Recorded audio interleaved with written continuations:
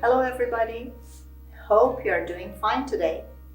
I'm Sahar and I'm going to teach you the comparative adjectives today. سلام به همگی، امیدوارم حالتون خوب باشه. سحر هستم با درس صفات تفضیلی یا صفات برتر Comparative Adjectives در خدمتتون هستم. حتما امروز درسمون رو با دقت ببینید.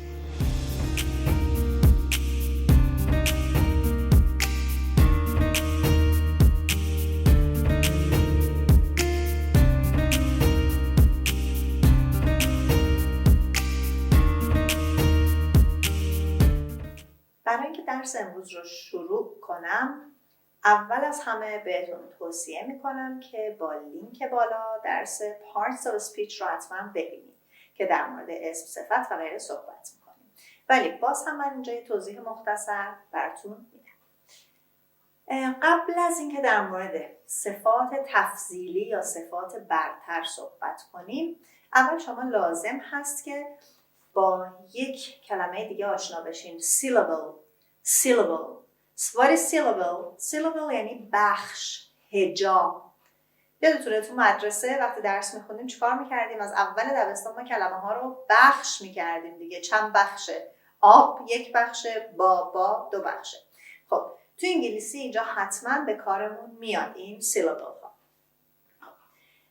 syllable، ببینیم که این کلمات هر کدوم یا این صفات هر کدوم چند تا سیلاب دارن. تو فارسی هم میگیم سیلاب. How many syllables do these words have؟ خب. اولین کلمه short. بخش کنیم. short یک بخش. one syllable. دومین کلمه tall یک بخش. کلمه بعدی easy دو بخشه. کلمه بعد heavy دو بخشه. کلمه بعد difficult آفرین difficult سه بخشه. و بعدی expensive این هم سه بخشه.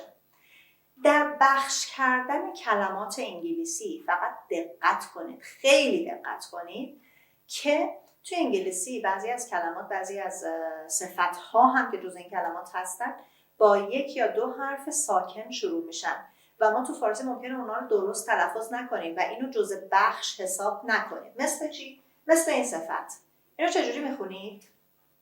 اسمال نخونید. اسمال آقا سر کاره، الان خیلی هم بیزی هست. small. خب این چند بخش داره؟ وقتی که حرف اول و حرف دوم در واقع هر دوتا ساکن هستن و بعدش ما یه حرف صدادار داریم. اصلا بهتر همینجا بدونید سیلاب از چی تشکیل شده؟ سیلاب یا بخش یا از حرف صدادار تشکیل شده یا حرف بی صدا و صدادار کنار هم. مثلا وقتی اینجا میگید short، در واقع اگه حالا به فارسی مثلا بنویسیم ش، او و ر و ت، این اوه است که داره نقشه این سیلابو بازی میکنه دیگه. short میشه یه بخش. یا توی این کلمه difficult، خب دی و آی میشه دی، پس میشه یه سیلاب. دوباره اف و آی میشه فی، یه سیلاب. called یه صدای آ داریم، پس هر جا که حرف صدادار داشته باشیم سیلاب داریم. پس اینجا الان بین اس و ام ما سیلابی نداریم، پس این یک بخشه. small. حواستون پس باشه که چجوری بخش میکنیم. سعی کنید که کلمات زیادی رو بخش کنید و دقت کنید که درست اونا رو بخش کنید. به حروف صدادارش دقت کنید. خب قبل از اینکه توضیح comparative رو بگم دوباره تعریف noun رو داریم. A noun is a person, a place or a thing. خب a person میتونه باشه Tom, John, father, girl, boy. همه اینا یک شخصن دیگه. A place میتونه باشه city, country, park, house, school, museum. اسم یک مکان باشه. و a thing یک شی، یک چیزی میتونه باشه مثل whiteboard, marker, scarf, car, cat, watch. هر شیئی میتونه باشه. حتی cat رو حالا میتونیم جزو think حساب بکنیم دیگه، چون person نیست، place هم نیست. خب صفت چی بود؟ An adjective is a word that describes a noun. کلمه ای بود که یک اسم رو توصیف میکرد. در درس صفتها حتما برگردید جایگاه صفت و انواعش رو ببینید که به چه ترتیب حتی میومد. خب گفتیم صفت قبل اسم میاد، مثل a tall boy، یک پسر قد بلند. tall صفت، boy اسم. a beautiful girl، یک دختر زیبا. باز beautiful صفت هست، قبل از girl اومد. a round ball، توپ گرد. a big city، شهر بزرگ. an expensive car، ماشین گرون. پس همه اینا صفت هستن که قبل از اسم اومد. Now, when we want to compare two things or two people, we use comparative form. زمانی که میخواهیم، اولا بهتون بگم compare، comparative از compare میاد. compare یعنی مقایسه کردن، مقایسه دو چیز، دو شخص. زمانی که ما میخوایم دو چیز یا دو شخص رو با هم مقایسه کنیم، از comparative form استفاده میکنیم، یعنی از صفت تفضیلی یا اسم فارسی صفت برتر. این دویی که میگم یعنی یکی رو با یکی دیگه مقایسه کنیم. مثلا من اینجا، دوستم هم اینجاست، اون از من قدش بلندتره، میگم she is taller than me، از من بلندتره، قد بلندتره. یا مثلا my watch is more expensive than her watch، ساعت من از ساعت اون گرانتره. داریم دو تا چیز رو با هم مقایسه میکنیم. خب بریم ببینیم که چطوری باید comparative adjective رو بسازیم. سلام، سحر هستم. اگه اولین بار آموزش های منو میبینید، برای رشد کانال و ادامه درس ها لطفاً سابسکرایب یادتون نره و زنگوله رو بزنید. ممنون از همه شما. To form comparative adjectives, we almost have 3 rules to form a word into comparative adjective. First of all, if the adjective has one syllable, we add er to the end of it. For example, taller. خب تا همینجا بگیم پس اگر صفتی یک بخش داشته باشه، مثل tall, short, old, cold, hot, big, large، اینا هم صفت‌های یک بخشی هستن. به آخر اون صفت یه er اضافه میکنیم. در واقع er مثل دو تا حرف تر هست در فارسی، بلندتر، کوتاه‌تر، سنگین‌تر، سبکتر. خب پس همه این صفت‌هایی که من پای تخته نوشتم یک بخش دارن. tall، taller، short، shorter، cold، colder، poor، poorer، rich، richer، large، larger. hot، hotter، fat، fatter، big، bigger، thin، thinner. خب این 4 تا صفتی که این طرف نوشتم، یه اتفاق دیگه هم غیر از er توشون افتاده. چیه؟ دقت کنید. بله، حرف آخرشون دوباره دابل شده. مثل مبحث ing که قبلا براتون توضیح دادم، اگر صفت ما 3 حرف آخرش یا اصلا کلا از 3 حرف تشکیل شده، مثل hot، یا مثل thin از 4 حرف تشکیل شده که 3 حرف آخر رو در نظر میگیریم، اگر اون 3 تا حرف آخر ساختار CVC داشت، یادتون هست درس پیش بهتون CVC رو گفتم، consonant، vowel، consonant. اینجا الان hot H consonant هست، O vowel هست، T consonant. پس هر جا شما تو 3 حرف آخر CVC دیدید، ER هم بخواد بگیره، باز حرف آخر دابل میشه. پس الان hot double T شده، fat double T، big double G و thin double N شده. خب to compare two things or two people, we use than. از کلمه than هم استفاده میکنیم برای اینکه بگیم از چی یا از کی بلندتره، کوتاهتره، جوانتره، پیرتره. خب چند تا مثال رو براتون میگم، با استفاده از یه سری از وسایل. What is this? This is a ruler. This is a ruler. What is this? This is a ruler. Now, this ruler is long. این خطکش بلنده. چقدر؟ 20 سانت هست دیگه.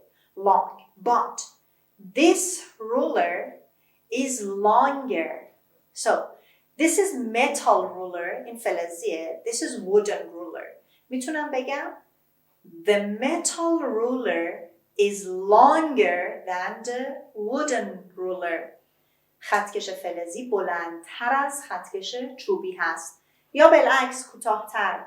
The wooden ruler is shorter than the metal ruler. این than به معنی از هست. خب. We have two worms. Worm یعنی کرم. خیلی خوشگلن. Worms. خب. This worm is shorter than this worm. This worm is longer than this worm. Or this one is bigger. This one is smaller. And we also have two teddy bears. So, the beige teddy bear is bigger than the red teddy bear. Or the red teddy bear is smaller than the beige teddy bear. خب. حالا این صفت‌ها رو با افراد خانواده‌تون میتونید باز خودتون رو مقایسه کنید. با دوستاتون میتونید مقایسه کنید. مثلا خواهر دارید، برادر دارید. در مورد قدتون tall, short یا fat, thin چاق و لاغر thin به معنی لاغر یا باریک یا old البته همیشه به معنی پیر به کار نمیره. وقتی مثلا میگید my brother is older than me یعنی برادرم از من بزرگتره، یعنی سن از نظر سن بزرگتره. اینجا معنیش اینه که پیرتره. یا I'm younger than my brother من از برادرم کوچیکترم. اینجا به لحاظ سنی younger هستم، نمیگیم جوانتر، میگیم کوچیکتر هستم. پس تمام این صفت‌ها رو سعی کنید که استفاده کنید و حتما بنویسید که ساختار جمله یادتون بمونه. خب پس این شد صفت‌های یک بخشی. بریم ببینیم برای صفت‌های بیش از دو بخش باید چیکار کنیم.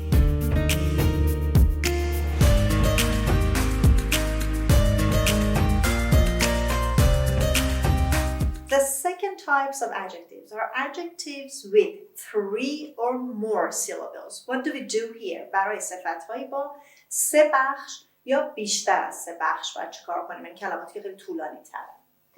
If the adjective has 3 syllables or more, we use more before the adjective, and to compare 2 things or 2 people or 2 places, we use than after the adjective.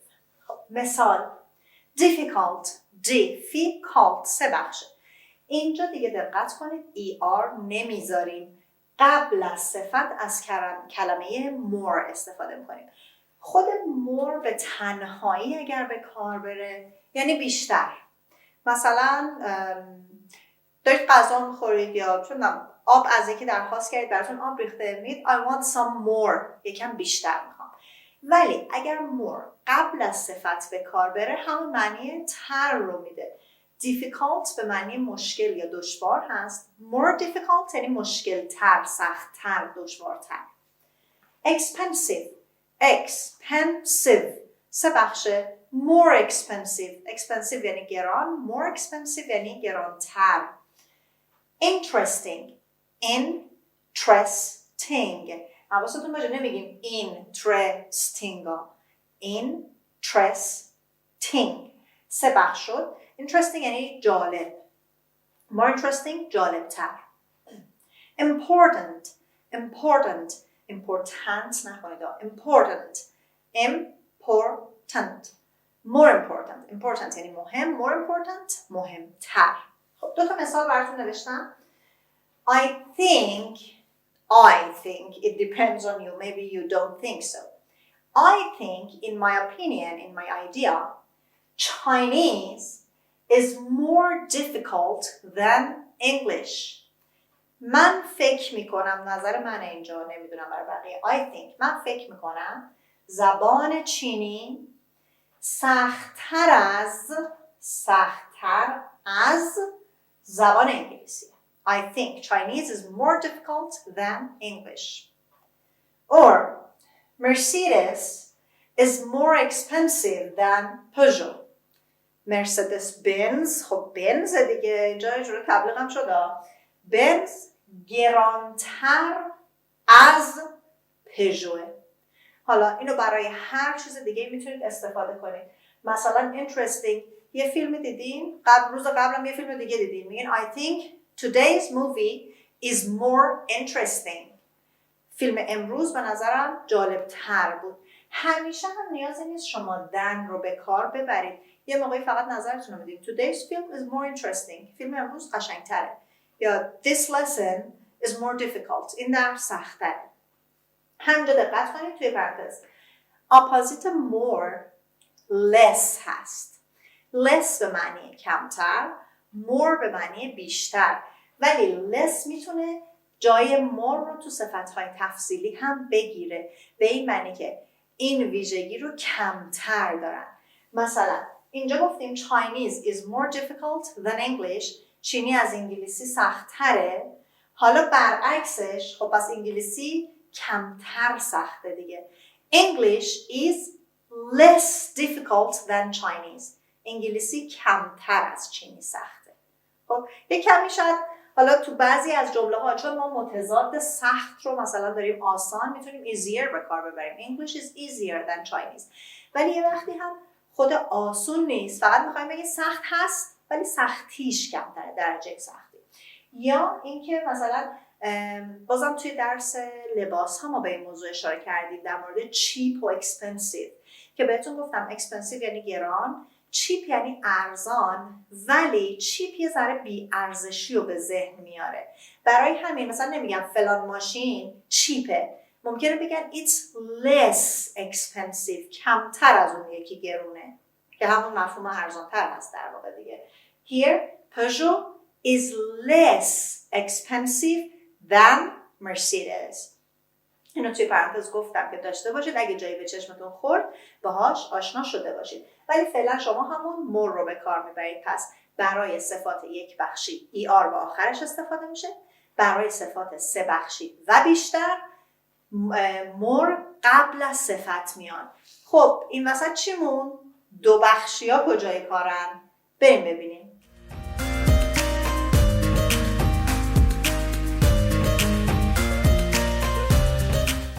For two syllable adjectives, we can use either ER to the end or we can use more before the adjective. خب برای صفت‌های دو بخشی به بعضی از صفت‌ها ER به آخرش اضافه می‌کنیم، بعضی از صفت‌ها more قبلش میاریم. اینجا قاعده خاصی نداره. بعضی وقتا هر دو صورت به کار میره، بعضی وقتا یه صورت معمول‌تر هست، بیشتر جا افتاده، مثل common، more common رو بیشتر میگیم تا commoner، یا more handsome مثلا بیشتر میگیم تا handsomer. اینو میتونید باز توی دیکشنری هم چک کنید. خب مثالایی که داریم heavy دو بخشه، easy دو بخشه، busy دو بخشه. خب هر ستای این صفت‌های دو بخشی که براتون نوشتم به حرف وای ختم شده و قبل از وای ما یک کانسوننت داریم. ببینید اینجا قبل از وای وی داریم، قبل از وای اس داریم و قبل از وای بازم اس داریم. پس یک واول، یک کانسوننت قبل از وای اومده. در این حالت وای تبدیل به آی میشه، بعد ای آر میگیره. heavier با آی نوشته میشه، easier و busier. مثلا I have two books. Look at them. The red book is thinner than the blue book, and the blue book is heavier than the red book. The red book is lighter than the blue book. این سنگین‌تره، heavier. این سبک‌تره، lighter. light یه معنیش نور بود، یه معنیش رنگ روشن بود. اینجا معنی سوم دارین یاد میگیرید. light صفت هست به معنی سبک. light heavy. The blue book is heavier than the red book. خب. Or I say I work 5 days a week.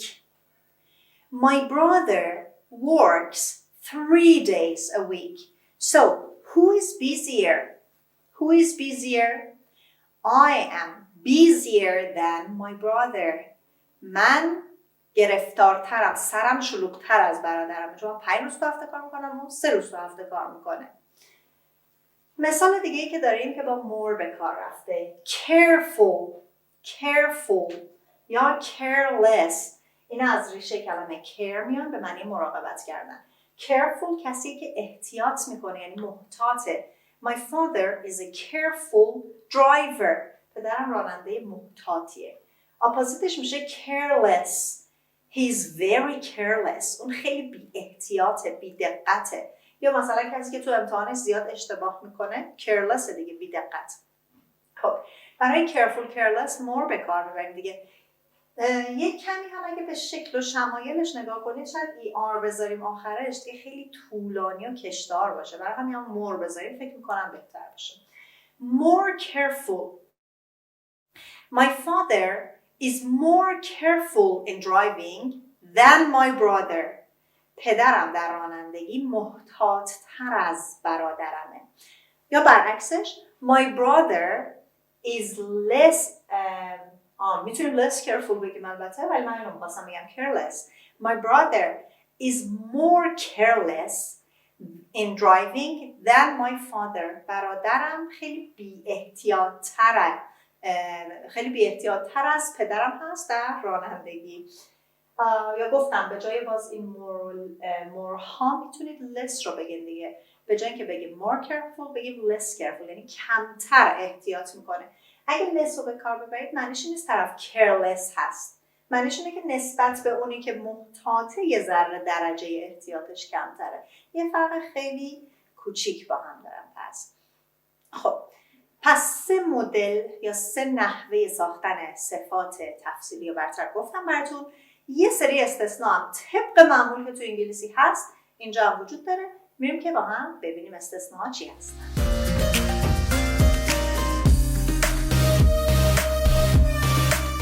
There are always some exceptions in English language. همیشه توی زبان انگلیسی ما هر وقت قانونی قاعده میگیم باید دنبال چند تا استثناء هم بگردیم. خب حالا توی Comparative Adjectives ها ببینیم که استثناءمون چی هستن. گفتیم قاعده اینه که ER میگیرن یا قبل از صفت more اضافه میکنیم. Exceptions, there are some exceptions. Good changes to better.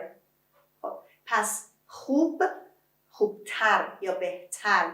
مثلا how do you feel today? I feel better. بهترم. حالا خوب نبوده ولی امروز بهترم. Or I'm a good student but Sarah is better than me. سارا از من شاگرد بهتریه. یا I got good marks in the exam but Tina got better marks than me. تینا از من نمره های بهتری گرفته. پس better رو خیلی ممکنه که بشنوید. صفت بعدی bad. The comparative form of bad is worse. I feel worse today. مریض بودم امروز حالم بدتره. I feel worse today. Or I got 12 in the exam. Oh my God, it's a bad mark, 12. But John got 10. His mark is worse than my mark. نمره اون از نمره من بدتره. many و much رو که در آینده در درس‌های اسامی قابل شمارش و غیر قابل شمارش می‌خونیم، ولی فقط بدونید که many و much هر دو تا به معنی خیلی هستن. many یعنی تعداد زیادی، much یعنی مقدار زیادی. برای هر دو تا در حالت صفت برتر یا تفضیلی comparative form more به کار میبریم.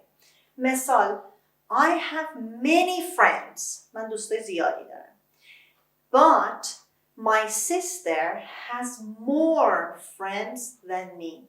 خواهرم دوستای بیشتری نسبت به من داره.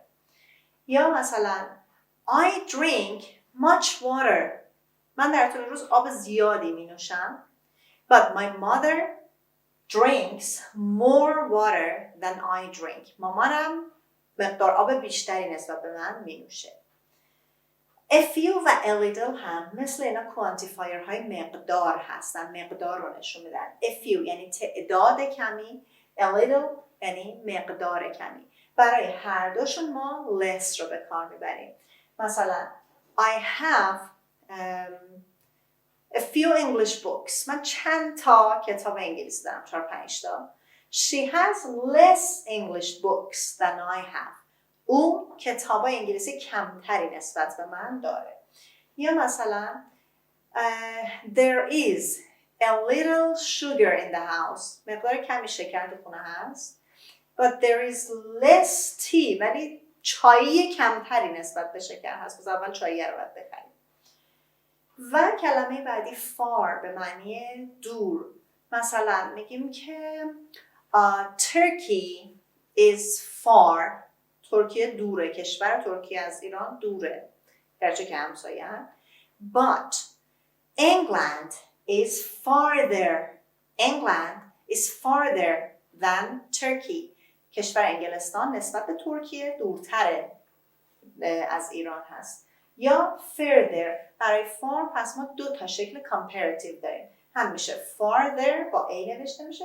هم further با U نوشته میشه که هر دوتا یعنی دورتر. خب این هم از استثناءات comparative form.